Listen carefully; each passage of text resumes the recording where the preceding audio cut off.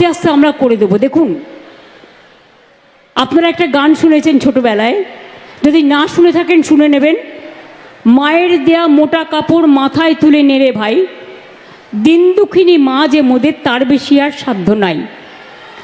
যা ছিল যা আছে তার থেকে সবটাই ভাগ করে দিয়েছি।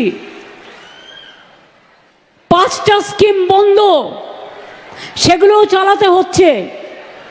এই যে জিএসটি তুলে দেওয়ার কথা আমরা বলেছিলাম, যে হেলথ ইন্স্যুরেন্সের ক্ষেত্রে জিএসটি তুলে দিন, আর ইন্স্যুরেন্স কোম্পানিও যেন এর জন্য ইন্স্যুরেন্সের প্রিমিয়াম না বাড়ায়।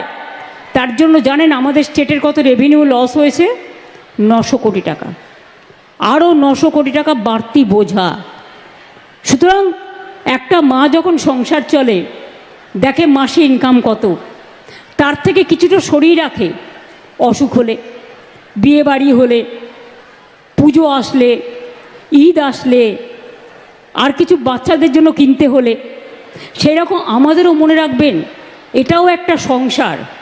এটা আলাউদ্দিনের ম্যাজিক নয়, এটাও একটা সংসার। এত বিরোধিতা থাকা সত্ত্বেও যারা শুধু বলে যায়